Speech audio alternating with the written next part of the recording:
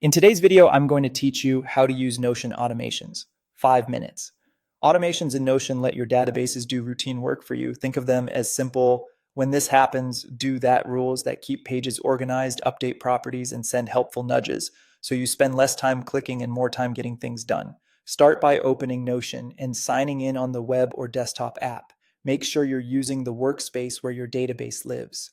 Next, navigate to the specific database you want to automate. This can be any database view, table, board, list, calendar, or timeline. Automations are tied to the database itself, so it doesn't matter which view you're in. At the top of the database toolbar, look for the lightning bolt icon. Click it to open the automations panel.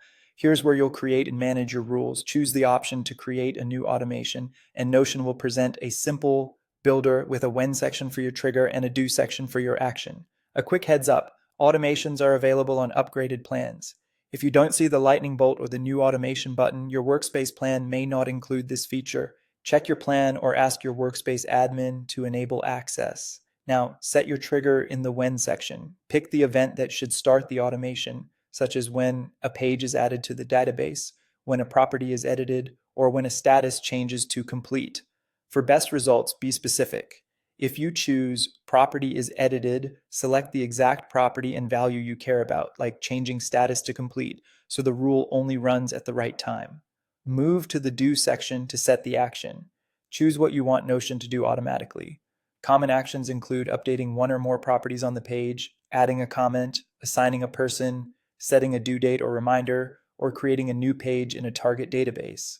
Tailor the field so the action reflects exactly what you need. For example, mark completed, stamp a completion date, and assign a follow-up owner. When everything looks good, click Save to activate the automation. Give it a clear name so you can recognize it later and confirm it's toggled on. Test it by performing the trigger action, like adding a test page or changing a status to make sure the result is what you expect.